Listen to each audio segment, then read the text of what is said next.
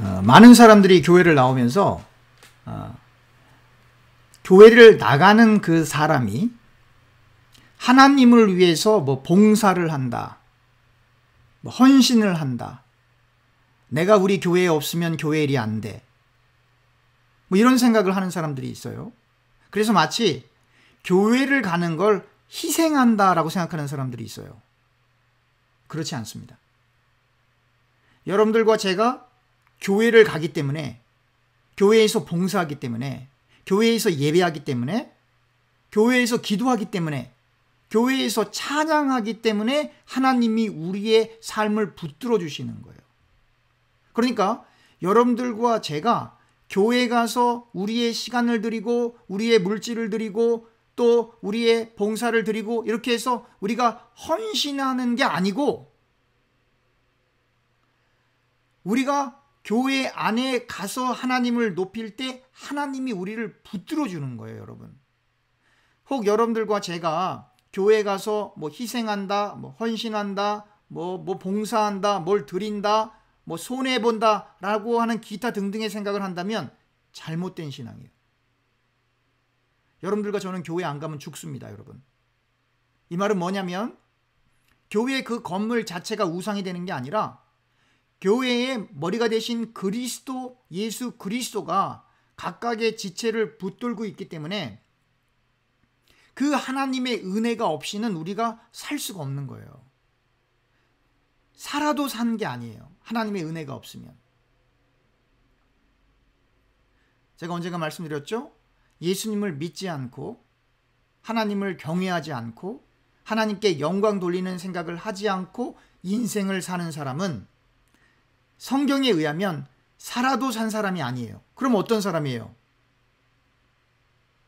좀비라니까요. 여기서는 다 잘 사는 것 같아요. 여기서는 다 행복한 것 같아요. 여기서는 하나님 없이 법 없이 다 행복하게 잘 살 것처럼 보여요. 그러나 여러분, 성경은 하나님으로부터 왔어요. 이 말은 뭐예요?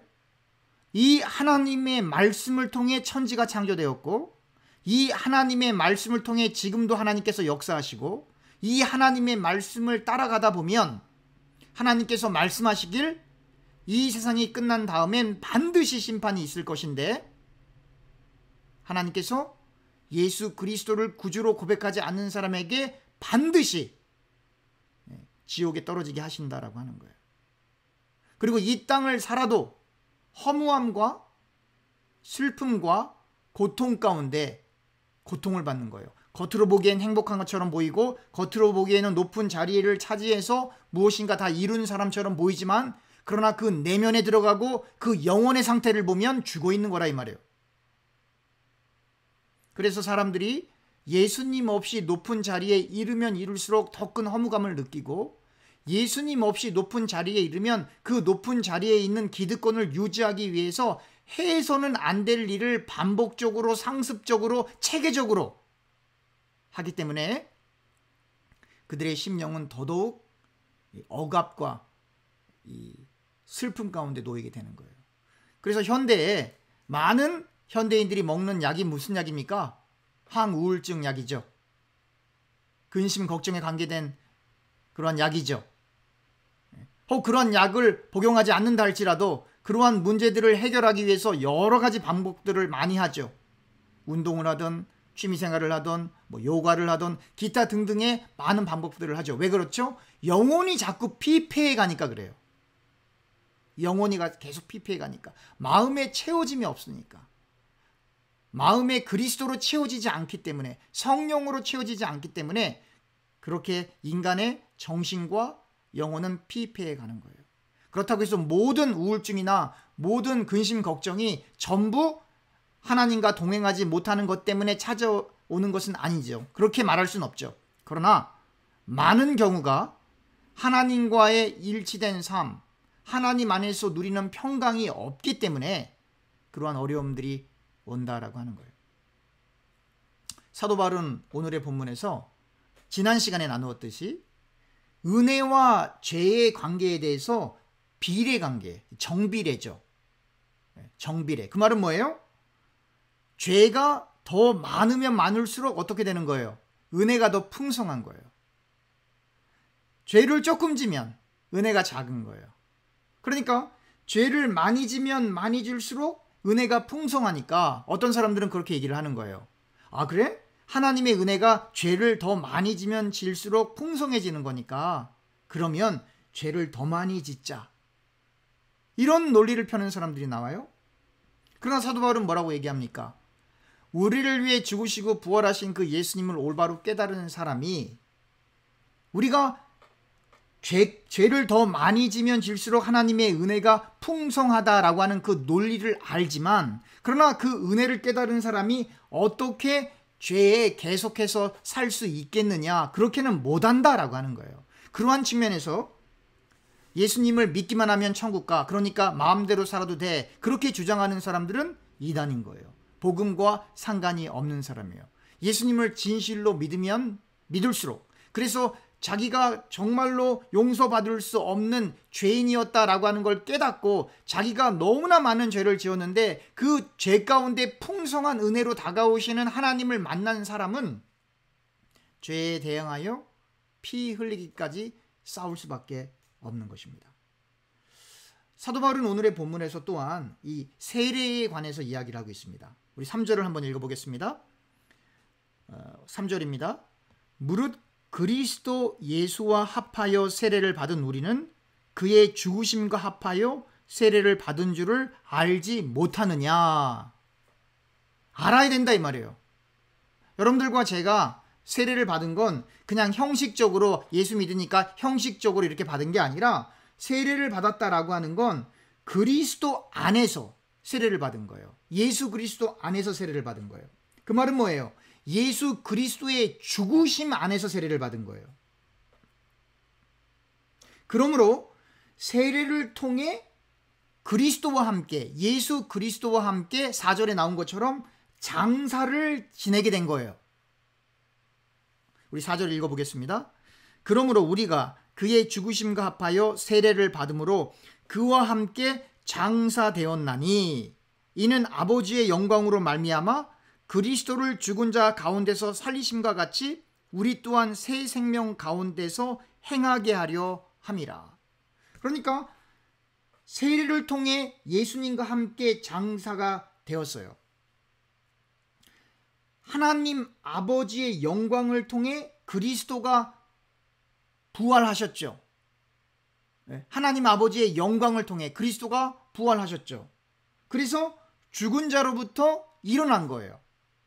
우리 역시 그리스도와 함께 세례를 통해 그리스도와 함께 장사되었고, 우리 역시 예수님이 부활하신 것처럼 하나님 아버지의 영광의 능력과 힘을 통해 예수님을 부활시키신 것처럼 그 하나님의 능력이 우리가 예수 믿을 때에 우리에게 임하여 우리 역시 새 생명, 부활된 새 생명을 산다라고 하는 거예요.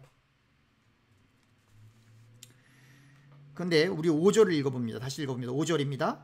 그런데 여기서 시작하는 게 조건문이에요. 만일.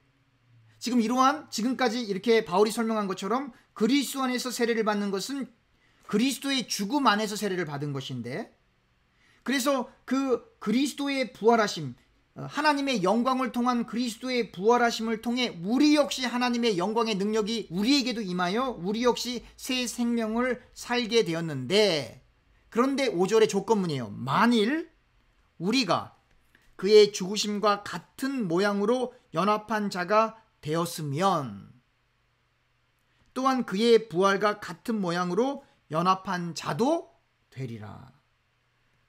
그리스도와 함께 죽은 상태에서 연합한 자가 되면 그리스도 안에서 예수님께서 부활하신 것처럼 그 부활 안에서 그리스도와 함께 연합하게 된다라고 하는 거예요. 그 결과 6절입니다. 우리가 알거니와 우리의 옛사람이 예수와 함께 십자가에 못 박힌 것은 죄의 몸이 죽어 다시는 우리가 죄에게 종노릇하지 아니하려 함이니. 그죠? 옛사람이 예수님과 함께 십자가에 못 박혔다라고 하는 거예요. 십자가에 못 박힌 것은 죄의 몸이 죽어, 그죠?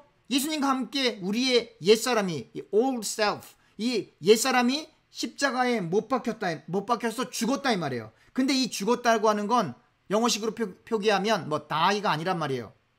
헬라 말로 제가 그 성경 읽을 때 설명해 드렸던 것처럼 헬라어로 카타르게오예요. 이 카타르게오라는 말은 굳이 영어로 옮긴다고 한다면 render inoperative예요. 무효하는 거예요. 더 이상 작동하지 않는 거예요. 혹은 abolish, 무슨 말이에요? 폐지하다, 못 쓰게 됐다는 말이에요. 그러니까 우리가 우리의 옛사람이 십자가에 못 박혀서 예수님과 함께 죽었다라고 하는 건 뭐냐면 우리가 더 이상 옛사람으로 살 수 없게 됐다는 거예요. 더 이상 옛사람이, 죄에 속한 그 옛사람이 작동하지 않는다라는 거예요. 카타르게오 한다는 거예요. 그래서 그 옛사람이 우리를 주장할 수 없는 상태, 작동하지 않는 상태에 이르렀다라고 하는 거예요. 그렇기 때문에 더 이상 우리는 죄에게 종노릇하지 않는다라고 하는 거예요. 더 정확하게 얘기하면 우리는 더 이상 죄의 지배 아래 있지 않는다라고 하는 거예요. 죄의 통치 아래 있는 게 아니에요. 여러분들과 저는 예수님과 함께 십자가에 못 박힘으로, 거기서 죽음으로, 거기서 카타르게오함으로, 세례를 통하여 그리스도 안에서 죽으심으로 그리스도 안에서 죽고 예수님과 함께 장사됨으로 말미암아 더 이상 죄라고 하는 이 마귀의 세력이 여러분들과 저를 지배하지 못하게 되었다라고 하는 게 팩트예요. 그게 사실이에요. 그러니까 5절에 나온 것처럼, 그러나 바울은 뭐라 그래요? 이건 사실인데 조건문이라니까요. 만일 우리가 그의 죽으심과 같은 모양으로 연합한 자가 되었으면 또한 그의 부활과 같은 모양으로 연합한 자도 되리라.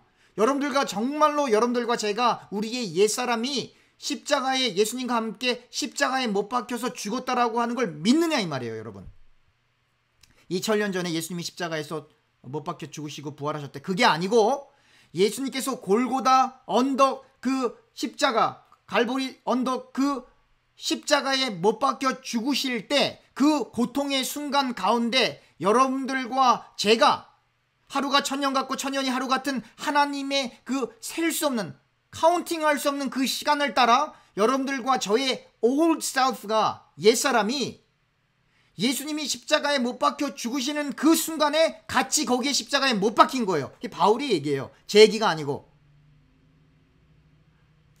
그러니까 예수님이 죽을 때 여러분들과 저도 같이 죽은 거예요.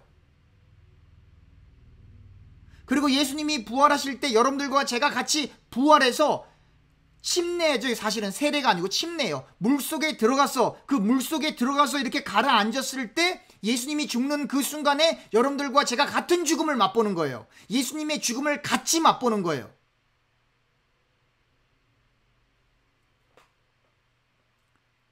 근데 그걸 못 믿는 거죠. 그런 생각을 안 해본 거죠. 성경을 읽어도. 누가 안 가르쳐 준 거죠. 사실은. 그러나 오늘 바울의 논리를 그대로 따라가면 예수님이 십자가에 달려있는 그 순간, 그 죽으시고 그 장사되는 그 순간, 그 역사적 그 순간에 여러분들과 저의 old self가, 옛사람이 물속에 잠길 때 같이 죽은 거라 이 말이에요. 그리고 물로부터 다시 일어날 때 그 일어나는 것이 뭐예요? 예수님이 부활하신 것처럼 우리도 다시 일어나서 new self, new life, 새로운 존재, 새로운 인생을 살게 되는 거예요. 여러분 믿으셔야 합니다. 7절입니다. 이는 죽은 자가 죄에서 벗어나 의롭다 하심을 얻었습니다. 죽은 사람이, 예수님과 함께 죽은 사람이 일어나서 자유롭게 됐다라고 하는 말이에요. 쉽게 얘기하면. 그래서 더 이상 죄가 우리를 지배하지 못하게 되었다라고 하는 거예요. 침례 받을 때, 그죠? 물속에 들어갔을 때 우리가 완전히 죄에 대해서 죽은 존재가 돼서 그 물속에서 나올 때 새로운 존재로 다시 태어났다라고 하는 거예요. 다시 태어났다는 건 뭐예요? 다시 태어났더니, 세례를 받고 다시 태어났더니 이 세상이 바뀌었다는 이야기입니까? 아니죠. 100만 원을 벌던 사람이 한 달에 100만 원 벌던 사람이 한 달에 1000만 원 번다는 얘기입니까? 아니죠. 작은 집에 살던 사람이 큰 집에 산다는 얘기입니까? 아니죠. 눈 나쁜 사람이 더 이상 안경을 쓰지 않아도 될 만큼 눈이 좋아진다는 얘기입니까? 아니죠. 눈이 브라운 컬러, 머리가 이 블랙 컬러인 사람이 갑자기 파란 눈, 노란 머리가 된다는 얘기입니까? 아니죠. 무슨 얘기입니까? 외면적으로, 환경적으로 모든 건 그 상태로 있는데 여러분들과 제가 죄에 대해서 죽었기 때문에 더 이상 죄와 상관없는 자유로운 인생을 산다라고 하는 거예요. 거꾸로 얘기하면 예수님을 안 믿는 사람들은 전부 죄의 종로로 타고 있어요. 모두 죄의 종로로 타고 있어요. 그렇기 때문에 지옥 가는 거예요. 하나님의 영광의 은혜가 임하지 않기 때문에 그리스도를 믿을 수가 없는 거예요. 안 믿는 게 아닙니다, 여러분. 안 믿어지는 걸 어떻게 해요? 아무리 설득하고 아무리 권면해도 안 믿어지는 걸 어떻게 해요? 교육으로 되는 문제가 아니에요, 여러분. 논리적으로 설명한다고 되는 문제가 아니에요. 뭐 인간적으로 감동을 주고 감흥을 주고 해서 되는 문제가 아니에요, 여러분. 믿음이라고 하는 건 하나님이 선물로 주셔야만 믿어지는 거예요. 여러분들과 제가 올바른 삶을 살지 못할 때에도 그게 죄라는 것이 느껴져서 회개하게 되고, 그리고 예수님을 믿을 수밖에 없는 것처럼 그냥 믿어지는 거예요. 설명이 안 되는 거예요, 사실은.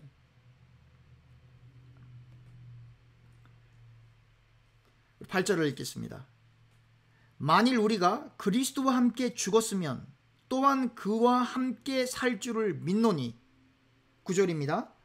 이는 그리스도께서 죽은 자 가운데서 살아나셨음에 다시 죽지 아니하시고 사망이 다시 그를 주장하지 못할 줄을 알미로다.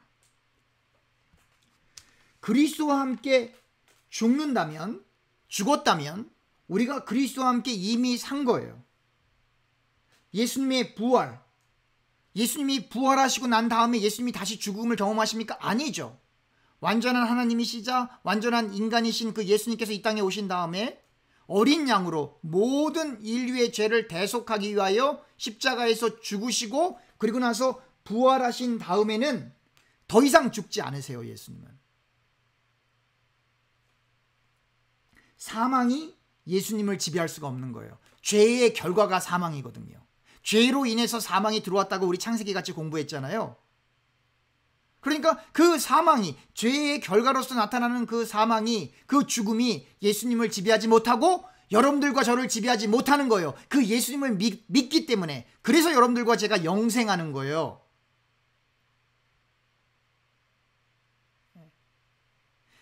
육신적으로는 죽는 거예요, 눈을 감고. 그러나 성경은 뭐라고 얘기합니까? 잠자는 거예요. 주님께서 죽음을 경험하지 않는 것처럼 우리 역시 예수님을 믿어서 영생하는 거예요. Eternal life, 영생하는 거예요. 그러나 그 영생의 자리에 가기 위해선 반드시 무엇인가가 믿어져야 되냐면 예수님을 믿어줘야만 돼요. 예수님을 믿어야 해요. 그 예수님을 믿는다라고 하는 건 2000년 전에 예수님께서 십자가에 못 박히셨을 때 여러분들과 저의 옛사람이 같이 못 박혔다라고 하는 거예요, 여러분. 그게 믿어져야 되는 거예요. 하나님의 영광의 능력을 통해서. 우리 성경 구절 하나 더 다시 보죠. 10절입니다. 그가 죽으심은 죄에 대하여 단번에 죽으심이요, 그가 살아계심은 하나님에 대하여 살아계심이니. 예수님께서 죄에 대하여 단번에 죽으신 거예요. 단번에 십자가에서. 그래서 죄가 다시는 예수님을 지배하지 못하죠. 원래 예수님은 죄가 없으시죠. 그러니까 죄가 다시는 예수님을 지배할 수가 없게 되는 거죠. 그 말은 뭐예요? 죄가 원래 없으시지만 그 예수님께서 죄에 대해서 완전히 죽으신 거예요. 우리 역시 예수님과 함께 십자가에 못 박힘으로 말미암아 죄에 대해서 완전히 죽은 거예요. 그리고 예수님이 사심으로, 예수님이 부활하심으로 그 예수님을 믿는 우리 역시 예수님 안에서 하나님께 대하여는 살아있는 자가 된 거예요. 그러니까 하나님께 대하여 살아있는 자는 뭐예요? 하나님의 영광을 위해서 사는 거예요. 하나님의 뜻을 위해서 사는 거예요. 하나님의 나라를 위해서 사는 거예요. 그 사람이 바로 예수님과 함께 우리의 옛사람이 십자가에 못 박혀 죽은 사람이에요. 그러니까 우리의 옛사람, 죄를 짓고 있는 그 옛사람이 십자가에서 같이 죽었기 때문에 새로운 생명을 갖고 거듭난 그 사람은 하나님에 대하여 살아있어요. 하나님의 영광을 위해서 사는 거예요. 하나님의 뜻을 위해서 사는 거죠. 그리고 하나님의 나라를 위해서 사는 거예요. 그 사람이 이 세상을 어떻게 살겠습니까? 그러면 누구를 닮고 싶겠어요? 예수님을 닮고 싶은 거예요. 옛사람이 십자가에서 예수님과 함께 죽었기 때문에 예수님과 일체감을 형성하는 거예요. 예수님과 늘 동행하는 거예요. 예수님을 생각하지 않고는 아무것도 할 수가 없는 거예요. 11절 다시 읽겠습니다. 너무나 중요하기 때문에 이와 같이 너희도 너희 자신을 죄에 대하여 죽은 자요 그리스도 예수 안에서 하나님께 대하여는 살아있는 자로 여길지어다. 우리도 똑같이 예수님처럼 죄에 대하여 죽은 자가 되었다 이 말이에요. 예수님 안에서 하나님께 대하여 산 자가 되었다 이 말이에요. 그래서 하나님의 영광을 위해서, 하나님의 뜻을 위해서 더 이상 죄와 사망이 우리를 주장하지 못하도록, 죄와 사망이 우리를 통치하지 못하도록, 죄와 사망이 우리를 컨트롤하지 못하도록 하나님의 무한한 영광의 능력이 여러분들과 제게 임했다라고 하는 거예요. 그런데 사도 바울은 여기서 끝마치지 않습니다. 그 다음에 사도 바울이 우리의 책임, our responsibility, 우리의 책임에 대해서 분명하게 얘기를 합니다. 그 영광스러운 은혜를 받은 사람은 어떠한 책임을 갖고 있나? 그것이 바로 12절입니다. 12절 제가 읽겠습니다.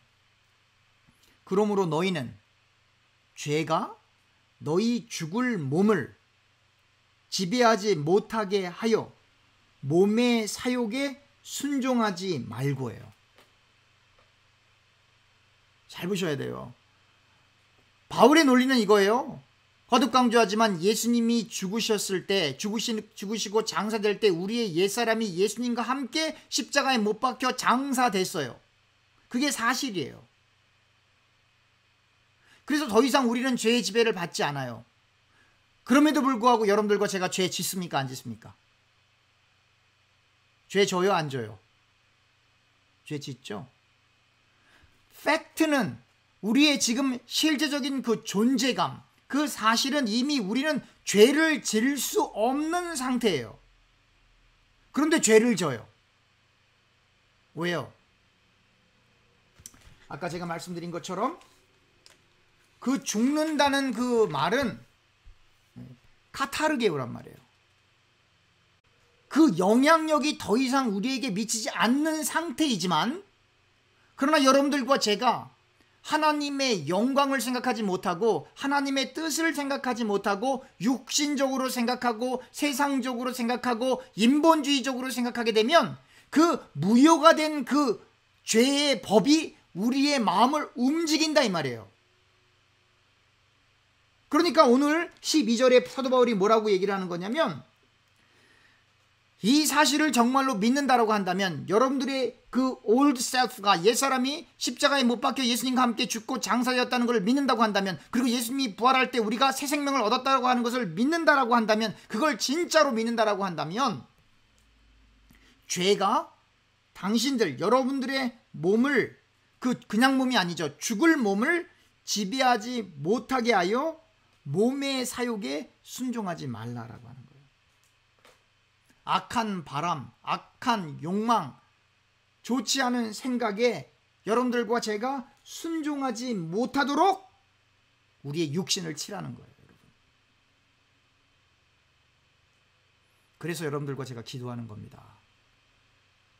하나님의 말씀을 순종하고 하나님의 영광을 위해서 살기 위해서 기도하는 거예요.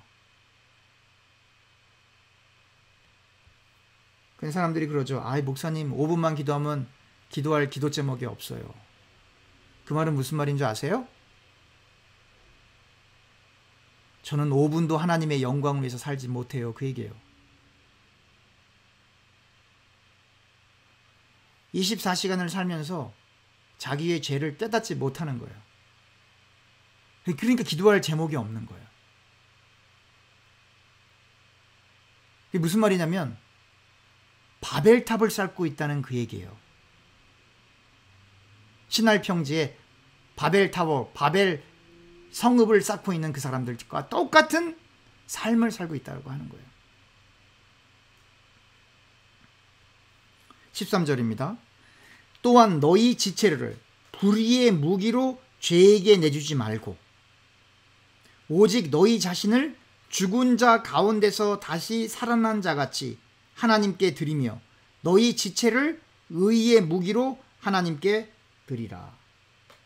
여러분들과 제가 예수님을 믿는데 불의의 무기가 돼서는 안 된다라고 하는 거예요. 여러분들과 제가 불의의 도구가 되어서는 안 된다라고 하는 거예요. 여러분들과 제가 불의의 무기, 불의의 도구가 되는 그 순간 여러분들과 제가 우리를 죄에게 내어주는 거예요. 부활하신 예수님처럼 우리의 옛사람이 완전히 예수님과 함께 십자가에 못 박혀 죽었기 때문에 이제는 다시 새 생명을 얻어 하나님 앞에 드리는 존재가 됐단 말이에요. 의의 무기로, 의의 도구로. 쉽게 얘기하면 하나님의 말씀을 지키는 존재, 하나님의 말씀에 순종하는 존재, 하나님의 영광을 위해 사는 존재, 하나님의 나라를 위해 사는 존재가 되었다라고 하는 거예요. 14절입니다. 제가 읽겠습니다. 죄가 너희를 주장하지 못하리니 이는 너희가 법 아래 있지 아니하고 은혜 아래 있음이라. 죄가 더 이상 여러분들과 저를 지배할 수가 없어요. 이제 이게 사실이에요. 왜냐하면 여러분들과 저는 율법에 의해서 정죄받는 자리에 있지 않고 그 율법에 의해서 정죄받는 건 다 옛사람에 관계된 거거든요. 그리스도의 은혜를 통하여 예수님이 부활할 때 우리의 옛사람이 이미 죽고 새 생명을 얻어 새로운 인생을 살게 되었기 때문에, 즉 하나님의 은혜 가운데 있게 되었기 때문에 더 이상 저와 교우님들은 죄의 지배를 받지 않는 거예요. 그런데 여러분들과 저의 가장 큰 어려움은 그럼에도 불구하고 여러분들과 제가 죄를 짓는다라고 하는 거예요. 왜 죄를 자꾸 지을까요? 어떻게 하면 죄를 짓지 않을까요? 어떻게 하면 하나님의 영광을 위해서 살 수 있을까요? 어떻게 하면 하나님의 나라와 하나님의 뜻을 위하여 살 수 있을까요? 그리고 또 하나, 하나님의 영광과 하나님의 뜻을 위해서 살면 우리의 마음이 편안할까요?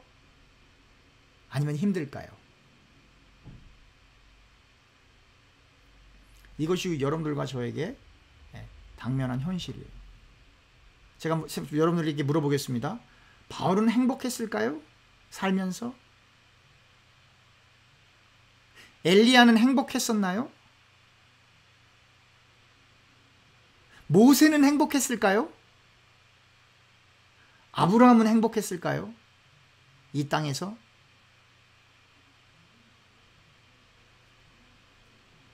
행복하지 않았습니다, 여러분. 아브라함은 와이프를 2번이나 뺏겼잖아요. 자기 아들까지 모리아산으로 끌고 가야 될 지경에 이르렀잖아요. 엘리야는 로뎀나무 아래에서 하나님, 그냥 차라리 제 목숨을 가져가 주세요. 세례 요한은 목 잘려 죽었잖아요.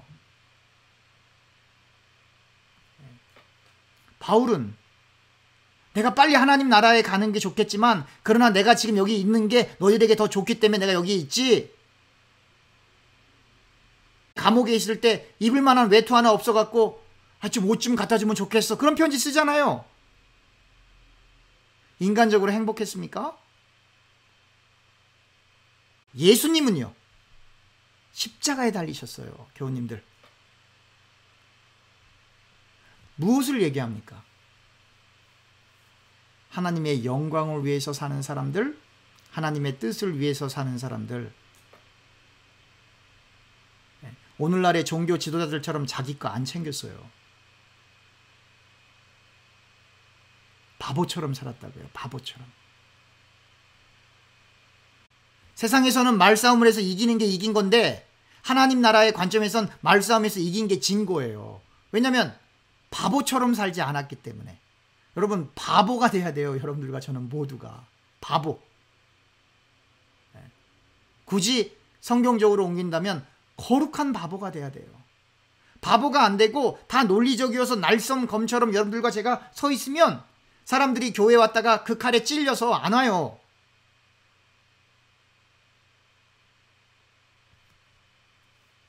다 바보처럼 살았어요. 예수님도 얼마나 힘들게 사셨습니까? 다른 사람, 죽은 사람까지 살려내시고 걷지 못하는 사람을 일으키고 오병이의 기적까지 하셨지만 예수님 당신께서는 늘 배고프셨어요. 사도 바울도 그렇게 신유 은사를 통해서 병든 사람을 고쳐주고, 그죠? 3층 층까지 가는 놀라운 어떤 영적인 체험을 했지만 늘 배고팠어요. 다윗 왕은 사는 내내, 그죠? 시편을 읽어보면 하도 울어서 그 침실이 그 눈물이 의해서 둥둥들 떠날 만큼 그렇게 울었다 이 말이에요. 왕이지만 그만큼 마음의 갈등과 죄책감과 어려움이 있었다 이 말이에요. 두 가지 때문이에요. 하나는 예수님을 제외하고 다른 믿음의 선진들은 두 가지 때문에, 하나는 하나님의 영광과 하나님의 말씀대로 살고 싶은 그 마음이 있는데 그게 안 되는 거예요. 또 하나는 그걸 넘어서서 죄 짓고 싶은 마음 또한 같이 있는 거예요. 그런데 오늘날의 기독교인들은 행복하기를 원합니다. 어떻게 하면 행복하게 잘 살까? 어떻게 하면 정신적으로 안정된 삶을 살까?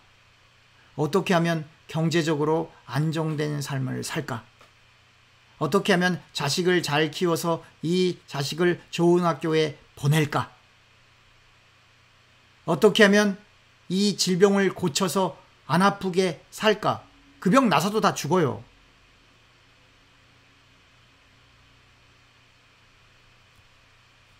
믿음의 선진들의 고민은 그게 아니었어요. 어떻게 하면 하나님의 영광을 위해서 살까? 어떻게 하면 잠시 머물 이 세상을 빨리 지나갈 수 있을까? 바로 그것이 이 로마서를 쓰고 있는 바울과 로마서를 읽고 있는 여러분들과 저의 차이점이에요. 여러분 기억하십시오. 현실은 여러분들과 제가 죄를 안 짓도록, 죄의 지배에서 벗어나도록 이미 하나님의 영광의 은혜가 예수 그리스도의 보혈을 통하여 여러분들과 제게 임했어요. 이게 현실이고 팩트예요. 그럼에도 불구하고 여러분들과 제가 그 은혜에 합당한 삶을 살지 못해 여러분들과 제가 우리를 불의의 병기로, 불의의 도구로 죄에게 내어준다면 십자가에 달리셨던 그 예수님의 심정이 어떠시겠어요? 더 이상 그 죄 가운데 살지 말라고 십자가에 달리신 그 예수님의 심정이, 하나님의 우편에 계신 그 예수님께서 우리를 바라보시면서 어떻게 생각하시겠어요? 이 부분을 여러분들과 제가 묵상하며 오늘 하루를 보낼 수 있기를 간절히 소원합니다. 기도하겠습니다. 하나님, 말씀을 통해 우리는 새로운 존재가 되었고 새 생명을 얻었고 죄에서 자유함을 받았음을 알게 되었습니다. 그런데 우리의 실제적인 현실 가운데 우리는 여전히 우리를 죄의 도구로 죄에게 내어줄 때가 많이 있습니다. 하나님 우리를 불쌍히 여겨 주셔서 우리가 온전히 하나님의 영광을 위해서 살 수 있도록, 우리의 심령이 온전히 하나님을 향할 수 있도록 하나님 우리에게 은혜와 성령의 충만함을 허락하여 주시옵소서. 예수님의 이름으로 기도합니다. 아멘.